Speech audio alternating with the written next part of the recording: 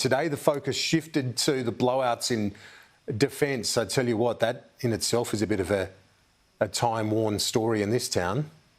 Well, it's interesting, isn't it? You've had all these Frydenberg budgets where it's about the sell, the drops of the papers. We're doing this infrastructure. We're putting on another fluoro vest. We're announcing something. Now we're getting all these announcements or press conferences on the way to the budget, and they're all about how terrible things are and we need to save money. But anyway, speaking of courageous statements, and yes, Minister, the Deputy PM and Defence Minister Richard Marles basically said this morning that you can blame him for anything that goes wrong in defence from here on in. As he talked up cost blowouts in the portfolio under the former government, he said it was all the fault of the ministers, not the department. And I want to be clear on one point. This is not the fault of the Department of Defence. This is not the fault of Australian defence industry. What we have seen is a complete failure of leadership by the former coalition government. If there's any further delay or blowout, is that all on you?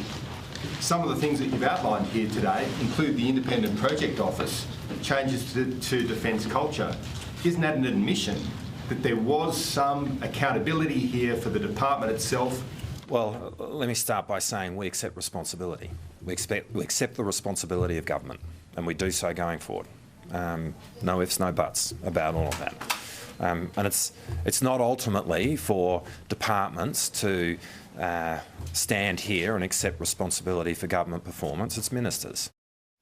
So the Deputy PM also indicated the nuclear submarines announced in AUKUS are not even in the budget, and we have to pay for about $200 billion for those at some point. What's your message to Australian taxpayers about how bad this could get, considering it doesn't include the nuclear submarines, it doesn't include the additional personnel that are needed? We do see that given the strategic threat that the country faces, we will have a rising defence budget going forward.